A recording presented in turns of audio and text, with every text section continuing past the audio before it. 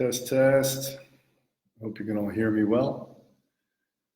Hello, everybody. We have satsang today. We're 2 days out from our first retreat here at the new Costa Rica Center. And I wanted to give this satsang because we wanted to, our open question answer session, because we wanted to make sure we get one per month, right? So this will be a short one because of that. Hello, everybody signing on. So if you could ask your questions now, that'd be great, because we have no pre-scripted questions for this one. I felt like having an open one where you could actually interact more. If you could keep them kind of short and to the point, that'd be great. And we can get on with that.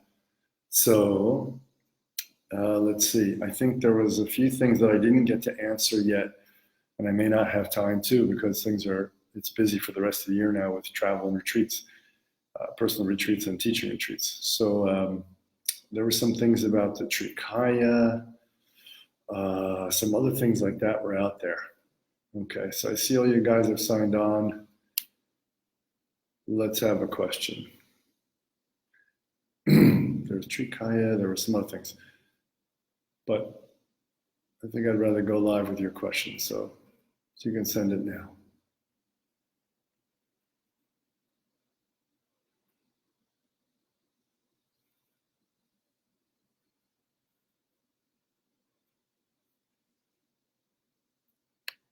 Pin comment, I don't know what that means.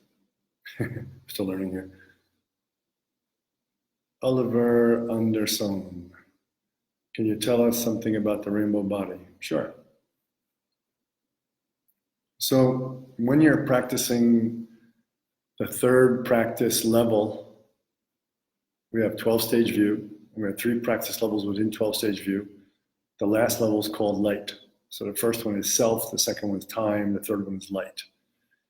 You work to understand yourself completely in the first level and complete the self in the first level, small self. And then you work to dissolve time, creation, karma, all that in the second level. That's called time in this system. And light is the third level, where you realize your own nature as a nature of clear light. And this is where the Mahasiddha masters were well known to be rainbow light masters. So what about the rainbow body? Rainbow body manifestation, or transmogrification in English, is a manifestation of stage 12. It actually is stage 12, and we are that stage 12 when we rainbow light body. What's happening actually in the rainbow light body? We are becoming who we always were, without grasping at what we are not. When that process is in its beginning stages, we have realizations, we have awakenings, we change, we transform, we grow spiritually. People recognize maybe your spiritual nature or that of a teacher. But while we're still embodied, it means that the mental realization is still working through the energetic and physical levels of reality. It hasn't been fully, completely realized. So when a rainbow light body occurs, it means that the being who is practicing in the third level of light, working to stabilize the realization that their own nature is an expression of the base through clear light, through the rays that come out, and unifying their experience of themselves and everything around them as nothing but expressions of this clear light. Okay. So that's what the rainbow body is. And that doesn't mean that it's an attainment, because it's really something that you already were.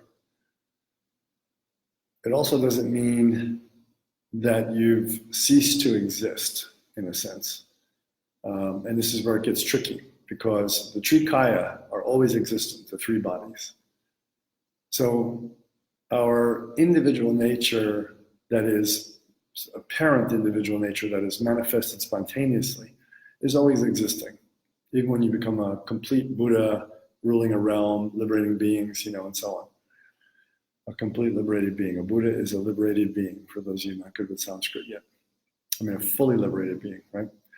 So when we rainbow body, a lot of people think that what happens is that you come apart, because rainbow light, light of 5 colors or 5 elements is radiated in many different shapes and so on and so on. But really what's happening is you're attaining your essential nature directly. And in that attainment, the effort and the friction of being what you're not comes off as a glow of the 5 elements. Some people like to say that the 5 elements are going back to their source, basically. They're resolving. In other words, if you keep a thought and dwell on it, that thought stays as long as you dwell on it. We know this from meditation, right? If we just don't dwell on that thought, everything opens up and everything is clear, right? In the same way, we're actually dwelling on our existence. We're dwelling on our existence as a separate entity, as a human being, as a gender, as a professor of IT, or as a plumber, or as a lover, or as a daughter or son, or a mother or father. You know, we have all these identities that are in there layer after layer. Some are in the conscious mind, some are so deeply buried that we're not referencing it all day long consciously. But these references are like when we hang on to a thought in meditation. So when we let go of those references completely, while we're still alive, we experience rainbow light body. We experience the full resolution of anything other than what and who we really are and always were. Step out of self, time, and light, go beyond to the base, and then experience ourselves fully as apparent individual potentialities of everything energetically, as well as the base, all simultaneously, right? This is talked about a lot in the foundation teachings, the retreat we're about to start. So hopefully that helps. That's something about the rainbow light body. And it's a very complex set of practices that takes a lot of retreat time to actually achieve the rainbow light body. That's why so few people today actually achieve rainbow light body. So, but we can also have this same experience of full liberation after death, even if we didn't get it while we're alive. And that happens through continuous practice in the after-death states or in other realms like Siddha realms and so on. If we get that kind of a really good transference of our consciousness into a different state, if we've minimized our karma to that degree when we die, and we can transfer to a different realm, we don't have to work through human karma again, then we can achieve rainbow light body in the after-death state as well. Okay, so that's a little bit about rainbow light body. See if anybody else asked anything. Let's see, Timo. I have a question about dark retreats. When would this be a good logical step to do in this one spiritual development? What would you recommend as a minimum duration of a retreat like this to gain maximum benefit? Okay, a word about dark retreats. When I was in my training with my Shiva gurus, dark retreats were something that were done at the end. You know, they were very special. You used mercury compounds to try to enhance all the light experience. And it was a further building upon the Mahakumbhaka experience, or the path of fire. And it was very much about inner alchemy and trying to push from self into time, and possibly from time into light. When I went to train with my Dzogchen master, HH 33rd Memory Treason, he said, oh, we do dark retreat right away. As soon as people take refuge and start training a little bit after a few months or years, if they have the aptitude, we can give dark retreat right away. I thought, how interesting. And their reason for doing it right away, and they have different types of dark retreat, this is important to understand. Their reason in the Dzogchen of the Bumpos for doing it right away is, as my teacher said, was to have you clearly discover what your mind is and what suffering is, and the difference between nirvana and samsara, you know. And so it had this kind of real workman type of approach to the dark retreat at this, through this system in that first one. So he would often throw people right into dark retreats very quickly like that. And then they would come out and do many years of practice. And then when dark retreat became something else that was important to do for rainbow light body practice, actually, that was much later down the track, then the retreat would change into a different type of retreat, right?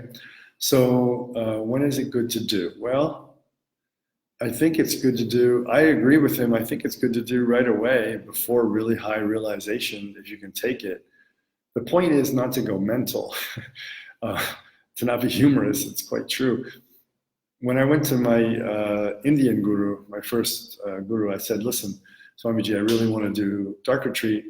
he said, okay, you use my dark retreat room that was built for this purpose. And I said, he gave me instructions on it. And I said, anybody else ever use it, or that anybody else ever have these kind of trainings? And he said, oh yeah, a few people did this, but they went kind of crazy.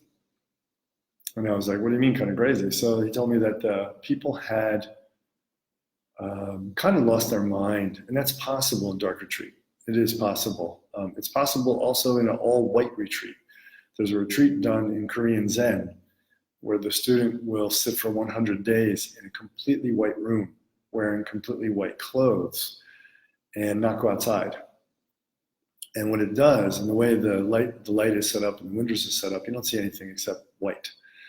And if someone isn't really ready, it can mess with their mind. And I've even heard stories of people that are very powerful practitioners, warrior types, doing very strong Zen practice, and strong martial arts and so on, that they've kind of lost their mind in the 100-day white retreat.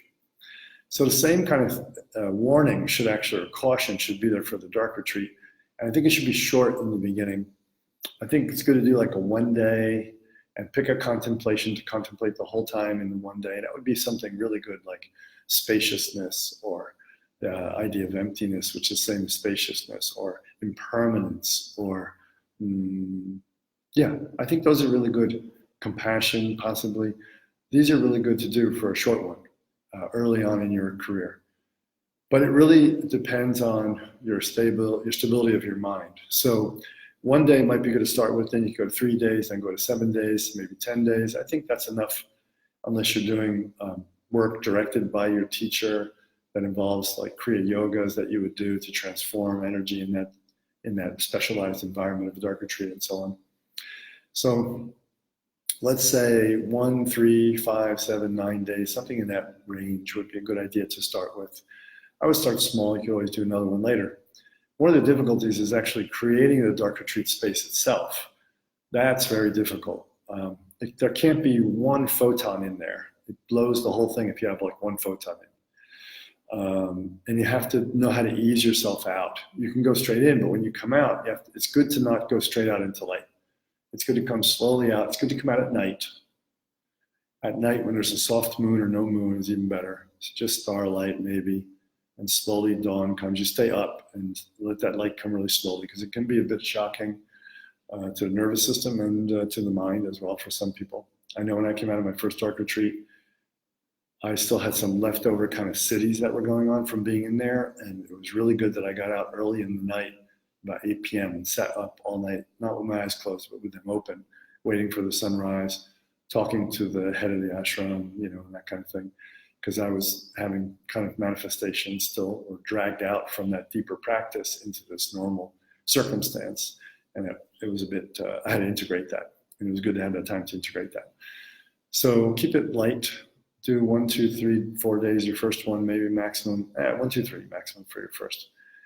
And don't worry about it, because dark retreat, I don't think dark retreat is something that's so useful or so crucial to somebody just getting into spiritual work. I would actually really wait on that myself and wait for doing it under guidance. That's what I would really do. So I wouldn't push for dark retreat. I don't think it's a beginner thing at all. You can gain a lot of things from it as a beginner, but I just think there's so much more to gain by being in the world and doing what you need to do, and learning all the techniques you need to learn, the progressive succession of meditation techniques and so on, and yogas. Yeah, okay, so enough of that one for now. Murad, I don't know if I'm saying your name correctly. My Eastern European extends only to Ukrainian. So Murad, I hope I'm saying it right. Bagirov, I think that name is what, Bulgarian, is that right? How to know what my karma is, like what was my previous incarnation, why am I incarnated with things I have now? Good question. Here we go. Simple answers. How do I know what I was doing before? Exactly what you're doing now. This is what the Buddha said. It's a fantastic teaching. Doesn't matter if you're Buddhist or not. Whatever we're doing now, we were doing before. Our psychic impressions are so strong. They carry through from previous lives.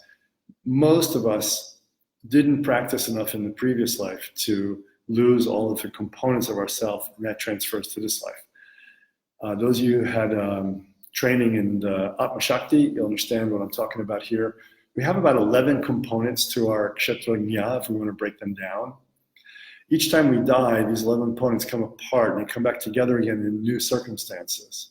And then we develop new karmas based a little bit on the environment and new circumstances, but usually not a lot of new karmas outside of the patterning we already have, because we react to the environment we find ourselves in again with rebirth in the same way we've done countless times before, infinite times before. So, having said that, it's possible that we work off a lot of karma in 2 or 3 areas of those 11, so when we come back, we're a bit different, substantially different than the personality that we had before, and the circumstances are different than what we had before. And maybe in the case of like a great reincarnated master who chose to come back and teach consciously, went through the death and came back, they might have lost a ton of their karmic 11 components, and just that really enlightened personality display is manifesting. And then they take up whatever body they came into as part of that karma in the environment, but they don't experience it in the same way with so much limitation. So what were we before? Astrologically, this is really a good question. This is, for most of us, the best way to know what we were really doing before. This can be found in your natal chart by someone who's astute in those kind of things. In fact, for the retreat that starts in 2 days, the very first day, I do a session with each student, and we look at exactly those areas, gross areas of locked down karma, of Saturn, Rahu, Mars, all this kind of different stuff that can make fixed karmas, and that does not limit it to that. There's many other types of ways we can get those karmas. So that coming into the foundation retreat, the information can be slightly customized, and we can get a deeper awareness about our own patterns. It's really important that we start to develop that pattern awareness at a very early stage in our spiritual practice.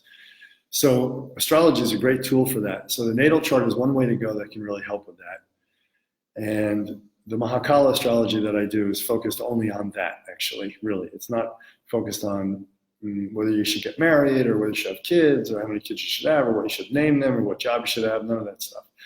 That's great stuff, but it's not what I focus on with that. I wanted my astrology that I went into to be focused clearly on what is it that a person is coming in with that binds them the most, where are their areas of the most possibility and potentiality for liberation, so in both ways, right?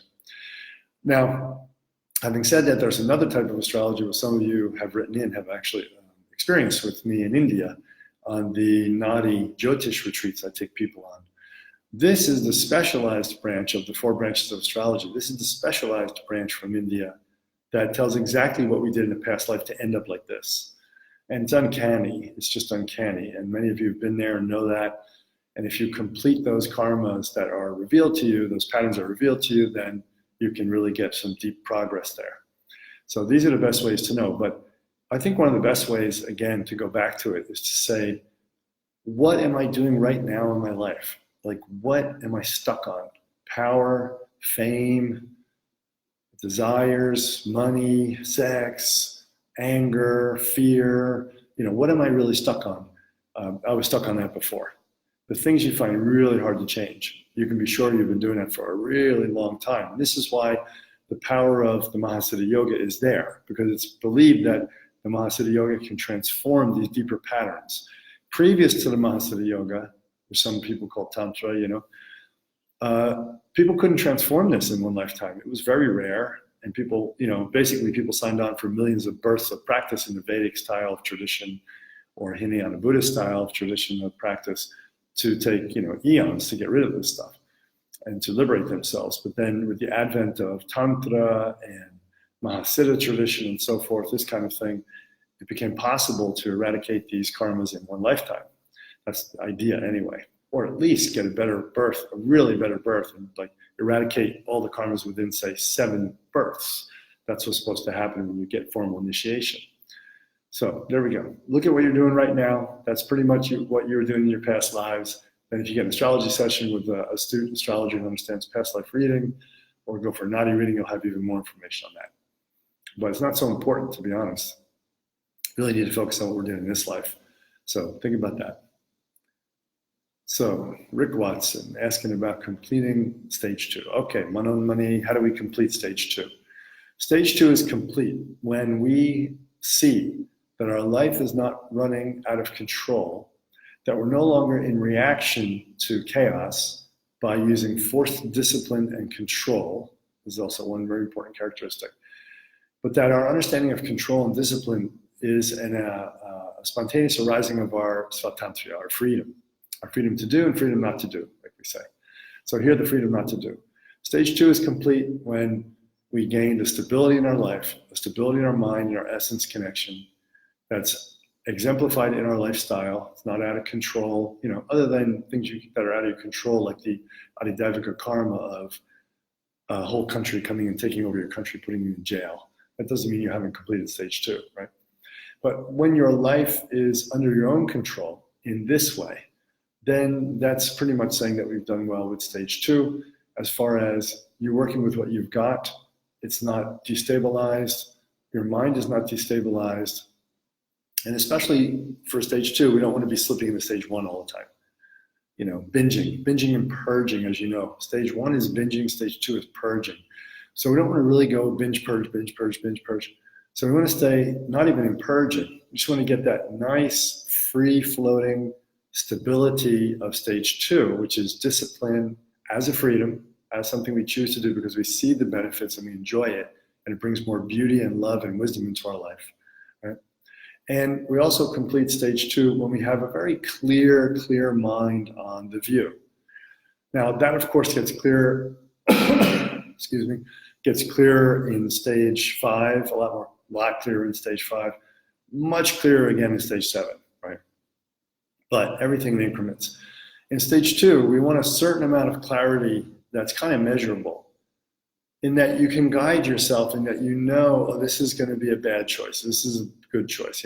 I don't mean bad or good as far as what the outcome is only. Mostly what bad or good means in this case is a motive that's coming from, I wish to liberate myself and benefit all beings, or a motive that's coming from some kind of selfish tendency, right? So in stage 2, the control of stage 1 is to overcome selfish tendencies, selfish motives, to transform that motive, right? At least to make a clear commitment to transforming that motive. So selfish motives may still arise, but we're not going to follow them as much, right? And therefore, our life isn't so destabilized. That's really a lot of fruition of stage 2 at that point. And a certain clarity in the view is important at that point too. I don't think it's possible to say we have stage 2 awakening and get stability in that awakening without having a real understanding of essence, base, Shiva, nature of mind, whatever you want to call it, Brahmacharya, and the way that manifests in the world, right? And what we're trying to actually do with our spiritual practice. So we need view, clear understood. We need path, clear understood. Techniques within that path, clearly understood, section by section as you go. But when you're doing those practices, you should be clearly understood how you're supposed to practice them, what you're supposed to get, how it fits within the overall view, and then eventually how it gets to the fruit, right? There should be a pretty good certainty of view, method, and fruit at a stage 2 level. Of course, it will expand and be much more profound later. That would be completion of stage 2, okay? In general. If you have a little refinement on that, you can send it through and maybe I'll get to it if I get through these other 13 comments that just came in. Gabrielle Ramaldes, how sadhana releases karmas when we are effectively linked to them by astrological conditions. Is it possible to break free of karma? Okay. Gabrielle is down in Brazil. I hope you guys are faring well with this new government. We see lots of stuff on the news. It looks kind of problematic. Hope you're taking care of yourselves and thinking long-term about how to deal with this situation so it doesn't interrupt your practice and your flow of the Dharma in your life, okay? How does sadhana release karma? This is a question for the 3 approaches. Am I doing avoidance approach or transformational approach, or direct realization approach? There are 3 definite approaches. The karmas, depending how deep and strong they are, and depending how strong our willpower is, dictates which approach we can use. So sadhana to release karma doesn't happen with avoidance of the karma. So that first level of like a Hinayana Buddhist or a way of a Theravada Buddhist, a way of avoiding our karmas by going into an ashram, becoming a monk or nun, that will not release karmas. That will take a really long time. It's a good path if you have a long time, like 9 million lives. If you don't have that many lives, you want to get realized sooner, then I would suggest a different path.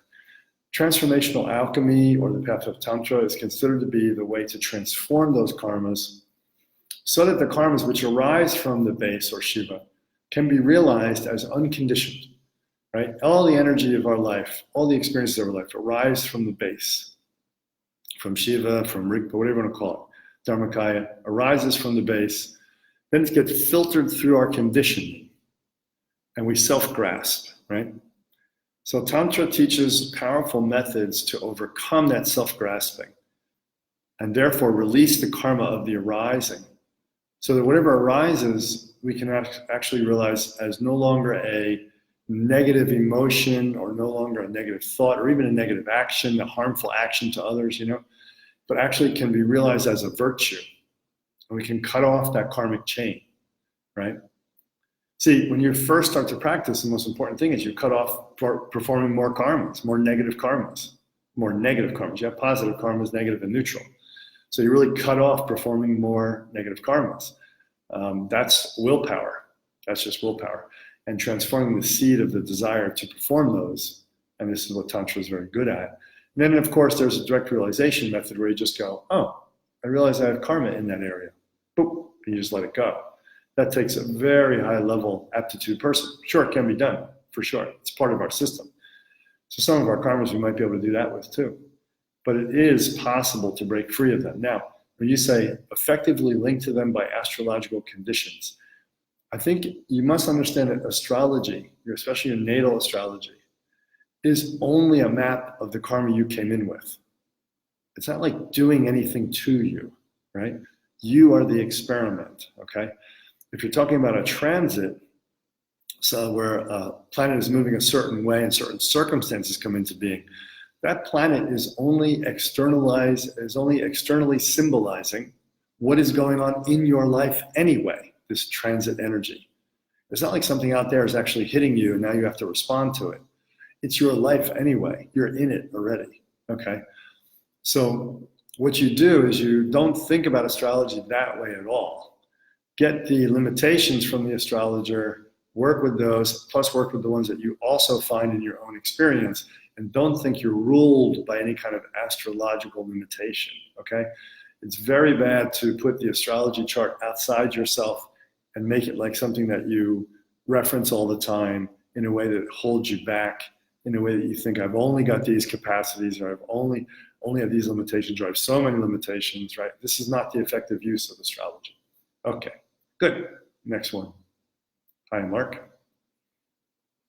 I'm moving the screen as I scroll. Sorry, guys, I'm ancient in this internet stuff.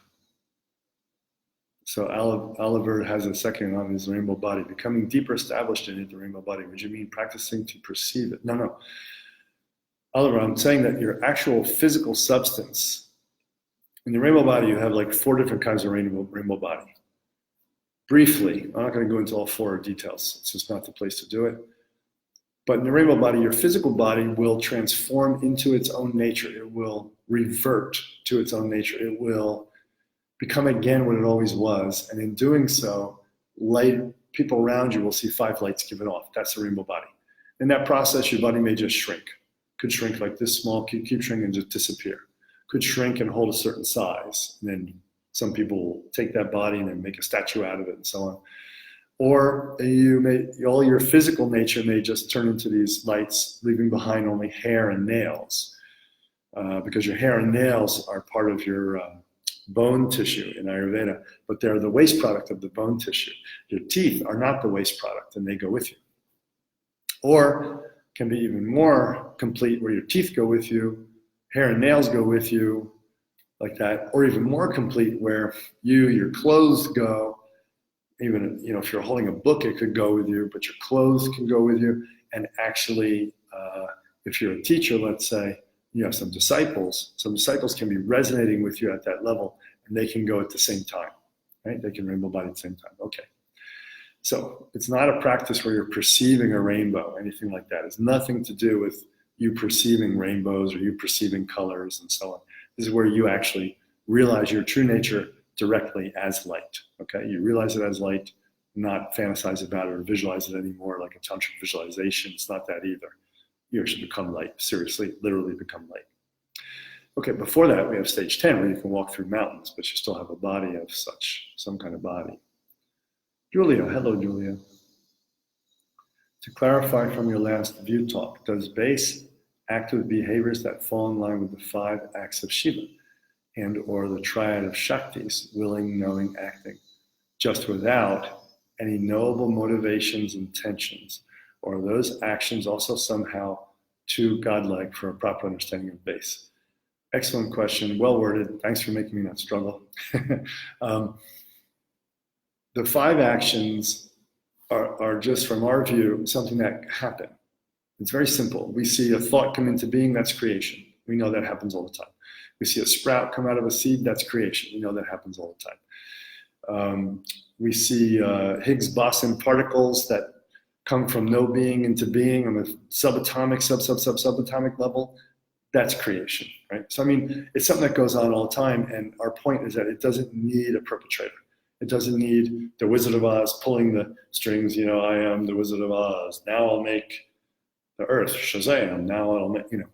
So, yes, these things, these 5 acts happen anyway, except when we get to the revealing, concealing part. So, creation, maintenance, and destruction or resolution, these 3 acts of Shiva, they occur. Revelation and concealment, where Shiva reveals itself because it veiled itself, now it reveals its true nature, right? So the veiling and the concealing and the revealing, that we still see that occurring in the same way. We still see that we're dull and ignorant, and we still see that we have realization. And we still see that that realization occurs by connecting to your original nature, right? But we don't see that this is a willful, intentional act, right, of a being. That's a very important distinction. I hope that what I'm saying is answering your question exactly. Does the base act with behaviors that fall in line with 5 acts of Shiva? The base really doesn't do anything. The base, you know, ultimate Parashiva base, whatever you want to call it, doesn't do anything. It's just an open spaciousness that's unlimited, unbounded wholeness in every direction that hosts everything possible that ever will be, ever was, and so forth, all times, all spaces, and so forth, without being affected whatsoever. It's purely clear and limpid like a mirror. It isn't affected by the reflection whatsoever. So I don't even like when we say the base does it.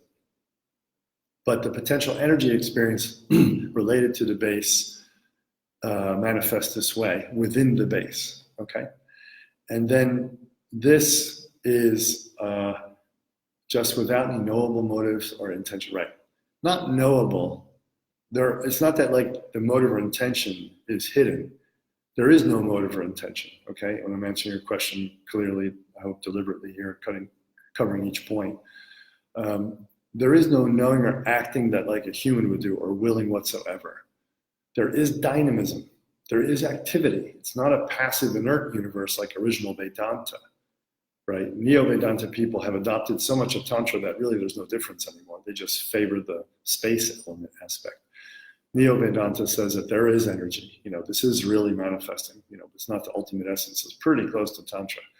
But original Vedanta said there is no energy. It's all illusion, what you're experiencing as energy. And I think, you know, Neo-Vedanta should just bite the bullet and become tantric. But anyway, so these 5 things we can observe, these 5 dynamisms that we can observe, I wouldn't call them acts, because even using that word says there's some perpetrator doing these acts, some performer. These are just manifestations that are occurring, right? And they happen as the pure dynamism of the base, as pure dynamism of Parashiva that we call Parashakti.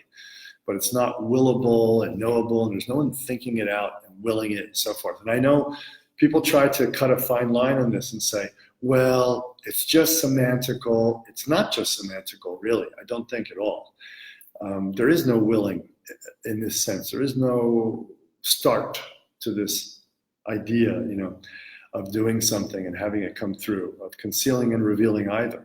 So in that way, no, it's very different. We can see all these same acts in the Mahasiddha tradition.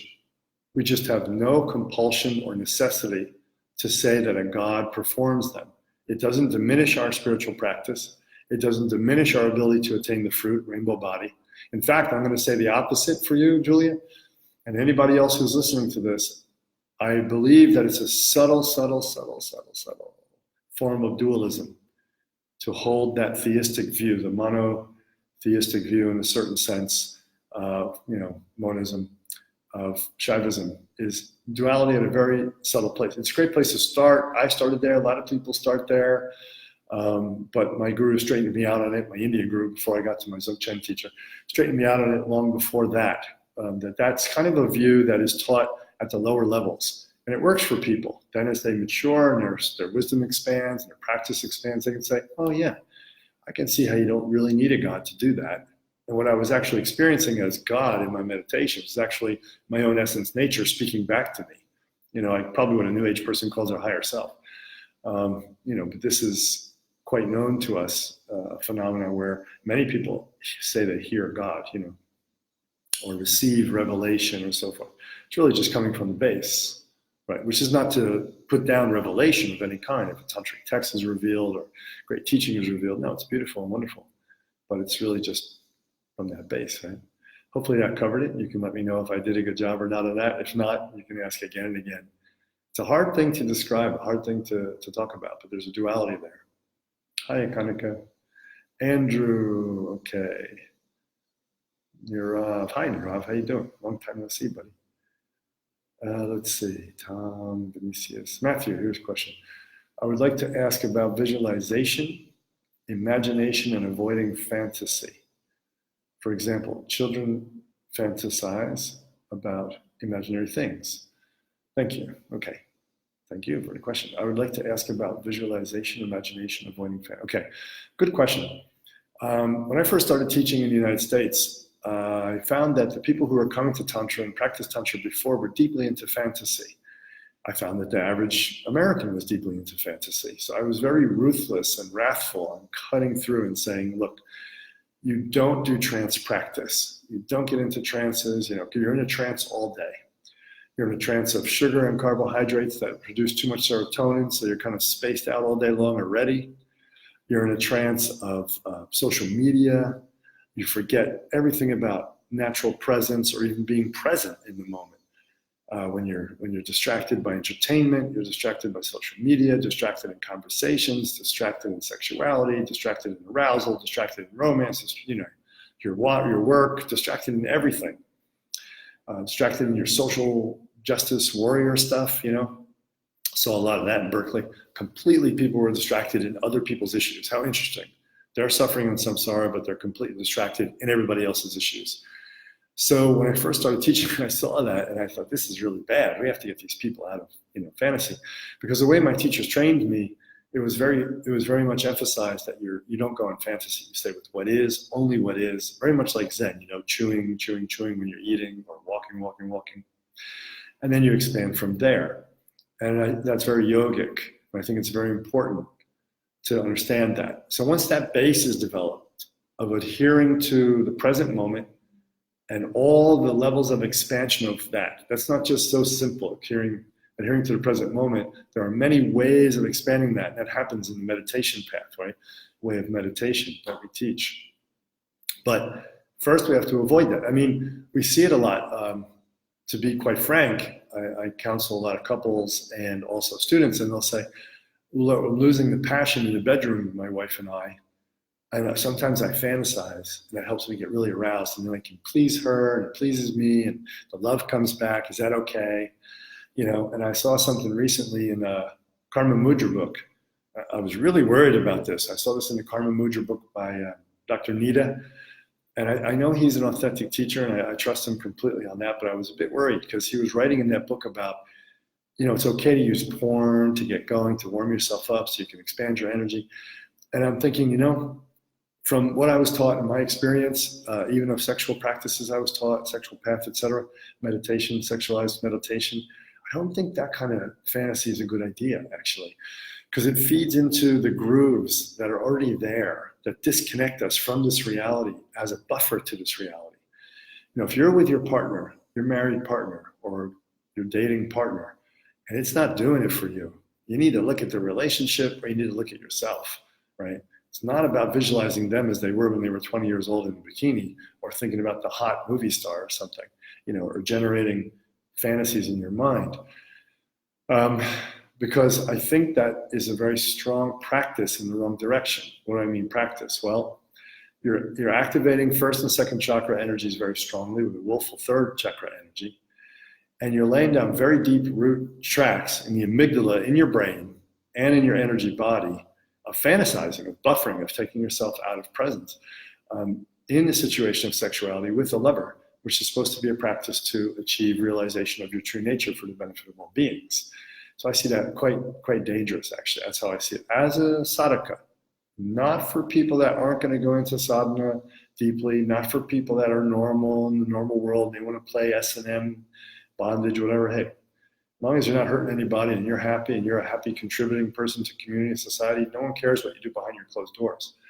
But here, fantasizing, let's say, lost at work, fantasizing.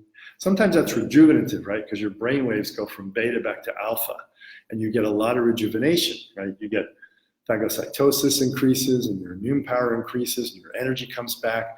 All that means, though, is that you're overexerting at work, not that you should fantasize more. A controlled fantasy now. Let's make the distinction now. A controlled fantasy. Tantric visualizations, yoga nidra, deity yoga, these kind of things. Even in the sexual practice, when I practice, visualizing my partner as Kali, doing Kali Puja, then the sexual union, et cetera, et cetera. These things are fantasy in that it's not self-evident yet to you, but you're fantasizing what is going to be self-evident. In other words, in the example again of a guy trying to rev it up with his wife, he's never going to be in bed with Pamela Anderson. So why is he visualizing Pamela Anderson? It degrades his wife, right? I think it's not fair, and it is degrading to her sacred essence to do this. But when I visualize myself as Shiva or as Vajrayogini or whatever, then that is who I am. That is what I am becoming. So I'm bringing what I'm visualizing, closer and closer to me until I'm that. In fact, we do that in the practices, don't we? So visualizing or fantasizing what we are on the way of becoming, or realizing that we are already that kind of visualization, fantasy, or trance, we prefer to call it trance practice, is very useful. Trance practice to rejuvenate your body, get energy, useful again, because not everybody can live a perfect lifestyle. Sometimes in the world of making money to survive with your family, pay the bills, you have to work past your normal capacity and you're tired. Using trance practice to rejuvenate at that point is good and recommended. So it's only when we're generating negative karmas of limitation that I don't think trance or fantasy is good or useful. And children fantasize a lot, and I think it's great to let them go for it. I don't need to stoke it. Berkeley parents will overemphasize everything. You can just say, oh yeah, that's great, wonderful. They tell you a story, how cute, how wonderful, Don't ask more and more and more and make them get more and more into it, because kids do it naturally. But it's very good for kids to develop that aspect. If we look at developmental psychology, developmental neurology, we see that children should not be doing, is it called Kumon, learning how to calculate and do language and all that kind of stuff in preschool. It's insane. I don't really think they should be doing any kind of formal learning until 5 or 6 at the earliest, 6 or 7 even better. Lots of play from 0 to 5 or 6, lots of fantasy, do whatever they want, awesome, right? Because we need that to develop our brains. Now, the people who have a hard time with tantric visualizations later, they may have had a hard time with fantasizing as a child. It may not have been allowed. They may have been pushed towards left brain activity too soon, or structured activity of the brain too soon. Okay, so that's what we think about imagination, avoiding fantasy. Okay, for now, and I'm going to see you at retreat, and we can go deeper into it real soon if you need to. Hi, Karuna, who just joined. How are you, dear? Let's see. I'm touching it again, aren't I? Sorry, guys. Gregory, Jorge. It's better than people say over here. Oh, you're from Azerbaijan. How cool. All right, right on. No, thank you, Murad, for telling me you're from Azerbaijan. I knew some people from Azerbaijan. I had a really good time. I like them a lot. You have a cool culture. Mark Leib in German, in Deutsch, and probably Lieb in English. I don't know how you do it, Mark, how you say it. I hope I don't offend you. Do the TMY alchemical processes within the fire path have similarities to the principles, technicalities of Taoist Neidong Gong? Right. Good question. If you know the history of Taoism, I was practicing Taoism before I really knew the history. And once I got to know the history, it really was wonderful because I saw that the original Zhengyi Dao didn't have a lot of internal work with like what we would see as Kriya Yoga now or visualization, certainly no mantras and things like that. But there was a really big period of cross-pollination with India. There were many Chinese people that were practitioners that came over to India and became tantric lineage holders. That's true in Tamil Nadu, one of the great siddhas, the 18 siddhas, or sitars they call them in Tamil Nadu. He was Chinese. I think his name was Ponga, right? And but that's only one. There were many examples of Chinese masters in the Indian tradition, as there were many examples of Indians who went to China and either taught Tantra or got involved in Taoist traditions and became lineage holders. So it's a very good question because as I uncovered the history more, and this was from my last Taoist teacher, actually really helped me understand this, the practices of internal alchemy became much more what they looked like in Tantra in that era of the last, say, 2,000 years when things were going across the mountain ranges quite a bit.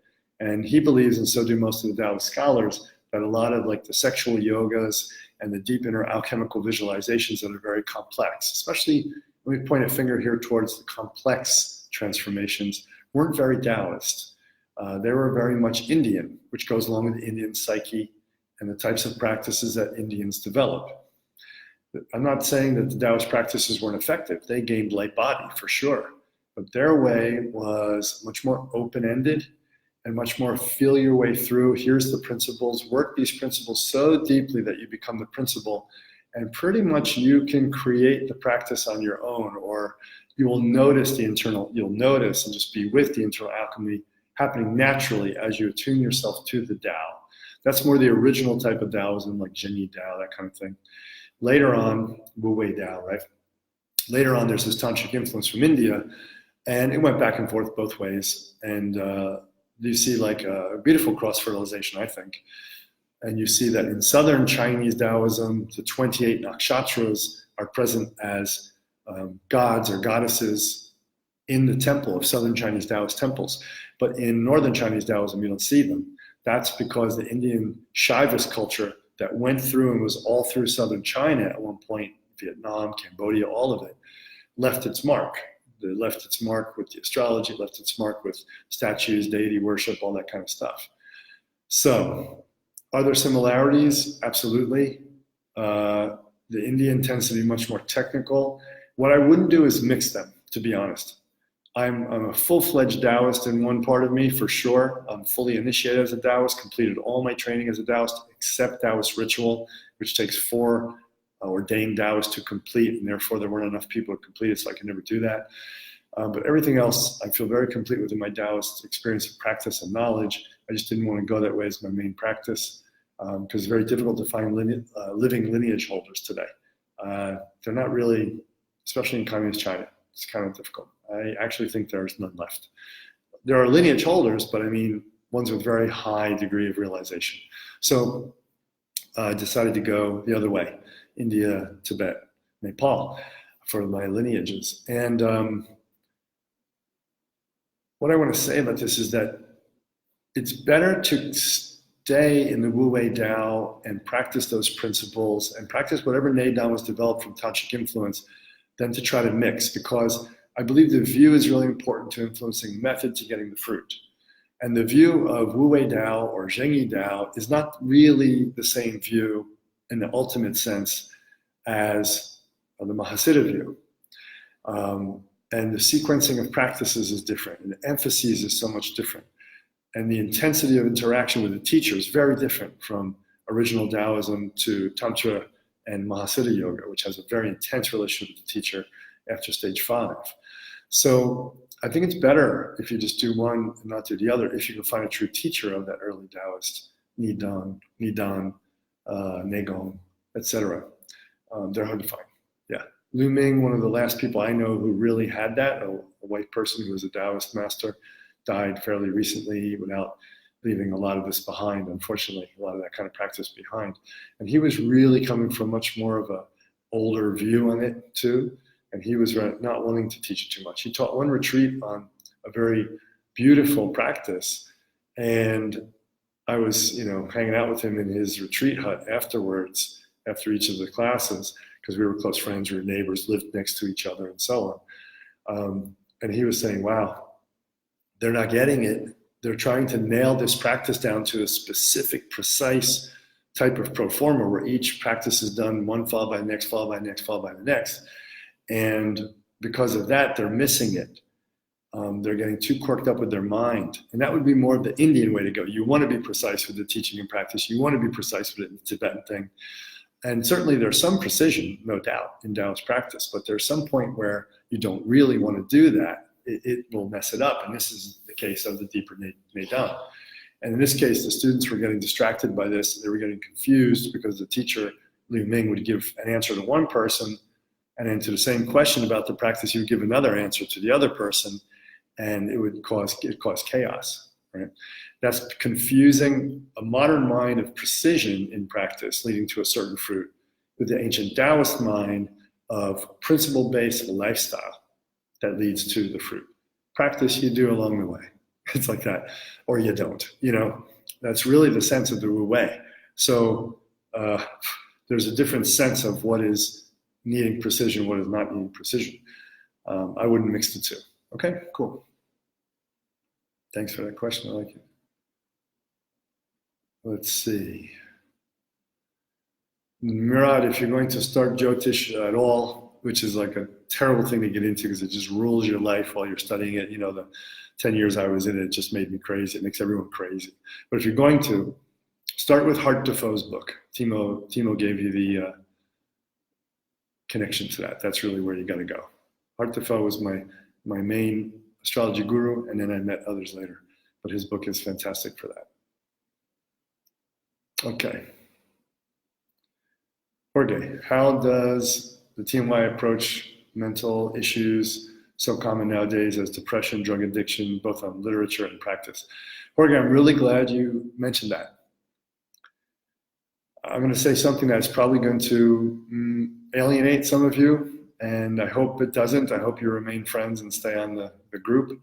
But Tantra is not meant to be therapeutic, okay? Ayurveda is. Mahasiddha Yoga is not meant to be therapeutic. Again, Siddha medicine is, which goes along with Mahasiddha Yoga. What am I trying to say here? TMY doesn't really approach mental healing or physical healing. It assumes you have that base already. Real Tantra, real Mahasiddha Yoga really assumes you have that base already of health cultivation, or if you have a lifetime kind of struggle with a certain health issue, or that you have to deal with a certain, not struggle, but you have to deal with a certain health issue your whole life, maybe it's genetic disease or something like that, then Tantra and Mahasiddha Yoga really assume that you're getting that proper treatment already from an Ayurvedic physician, you know how to take care of yourself, and that you have enough stability in your mind and body from this treatment that you can practice. Because the foundation of health and stability of health and mental health and so forth is here in Tantra Mahasiddha Yoga, and is the basis for what we do up here, the next level up, right? So the short answer is that we don't really deal with it. I, as a healthcare physician, I've practiced for about 20 years, chiropractic, physical therapy, Ayurveda, TCM, Siddha medicine, many different forms, acupuncture, Chinese medicine, many different forms of medicine I learned and practiced at different points in my life. I treated in shamanism and tantric shamanism. This is maybe where this gets hazy, right? Tantra brought shamanism into Tantra. Tantra of India, Tantra of Tibet has shamanism, so therefore it has healing techniques, it has healing rituals and so on. But it's not emphasized, and it's also considered that you should have proper treatment before you go into deeper tantric or Mahasiddha yoga practices, okay? I prefer to make a big distinction between the two. I do teach health retreats. My Trika Method site actually teaches people how to get healthy in many different ways. So I think it's very important, obviously, because it's a foundation for what we do on a spiritual level. So I think it's important to work with that. But I don't get into it like, say, the Tibetan Buddhists do, where they're giving constant medicine Buddha empowerments and, you know, blah, blah, blah, blah, blah. So I think it's important, but I think we have to make a distinction. I would find a good physician if someone was ill, a good psychologist too, if you're mentally ill or something, you're working with that. When that's sorted out, then I would practice Tantra or Mahasiddha yoga. You can learn about it as much as you want, but what I've seen as a problem is if people go into Tantric or Tantra yoga or Mahasiddha yoga, as my first guru said, it is going to make mental conditions worse. And it could make physical conditions worse as well. You have to be really aware of that. It could, because it could cause imbalances in the energy and the mind that are already there to become exacerbated, to become worse, right? And this can make your mind worse, this can make your body worse. So there should be a distinction in my mind. Of course, sometimes I wear the hat of doctor and I take care of my patients, my students who are patients, but I make a clear distinction, you know. Thank you for that question, Jorge. Oh, great. Thanks, Julie. I'm glad that we covered your question. And Matthew, wonderful. Okay. Kanika, can you elucidate on the role of Brahmacharya on the path? Oh boy, that's a huge question, Kanika. So briefly, Brahmacharya. Brahma means, as my guru taught me, Brahma is the creator, the creation, you know. Acharya is the path. So it means really manifesting your nadi, manifesting your purpose in life. The true meaning of Brahmacharya in yogic practice is to know your purpose in life and manifest it fully. Now, when you want to manifest your purpose fully in life, you need all the energy that you can have, all the available power you can have to do that. So it was found over and over again for thousands of years, and even recently in books like Think and Grow Rich by Napoleon Hill, that successful people learn how to sublimate and transform their sexual energy to put it into pursuing their nadi and contributing to the planet and their own spiritual development. So Brahmacharya really should be the practice of sublimating sexual energy and sexual vitality to support the expression of one's nadi, which could include deep spiritual practice as a hermit. You know, that can be a nadi too, not just going out there and being a business person, for the benefit of oneself and for contributing to everyone else's benefit and upliftment as well. Okay, so that's the role of sublimating sexual energy on the path. Of course, in certain types of tantric practice, Mahasiddha yoga, and certain people have certain aptitudes, sexual energy is more, let's say, in the forefront for them in their karmic matrix. And therefore, they have to work with it more powerfully, more fully, to drive their spiritual practice, to unpack that karma so it doesn't derail them later, so that they can actually make full use of their spirituality in this lifetime and actually sublimate those desires that are based on a separate sense of self and bring it into something much greater, much more powerful. And for that discussion, Dr. Nita's book is quite good, Karma Mudra, in that way. I mentioned him earlier and said I didn't like how he said it's cool to use porn and things like that to spice it up in the bedroom, because I think there's real problems there. But his other advice, that we have sexuality, it's part of being human, and it will go all the way through with us to stage 10. Stage 10 Mahasiddhas still have sex, but it's extremely different than a stage 1, 2, 3, 4, 5 person having sex. Because that reason is there, we must learn how to sublimate and use that energy if we're going to have sexual contact, right? Because I think it is very difficult for most people to shut it down and become a monk or a nun. And I think it's damaging, of course, to people physically and mentally when they do shut down their sexuality and their sexual drive and their sexual desire and the enjoyment of sexuality, which can be good for health and mind and spiritual practice, when they're not suited for that path of being a monk or a nun. My experience in ashrams in India and Tibetan monasteries is that you pretty much have 1% of those people that are actually suitable, living in there, that are actually suitable for celibacy. So I don't want to translate Brahmacharya as celibacy. In our school, we don't do that direct translation. It's just not correct. It became associated, Brahmacharya or sublimative sexual energy for a monk or a nun is celibacy. But just because celibacy was associated for so long with monks and nuns, and they called the word Brahmacharya, and the monks and nuns are the ones who were teaching mostly, people started to think that Brahmacharya means not having sex. This is not true. It means sublimating the sex. It means getting through the karma of the sex and desire. It means taking it beyond the personal one-to-one understanding of sexuality and personal gratification of sexuality, right? And gratifying one's desires based on karma and compulsion. So basically sexuality free of compulsion, that's the goal, stage 10, right? But you can't get there by taking, really, it's hard to get there by taking Neo-Tantra workshops and other things.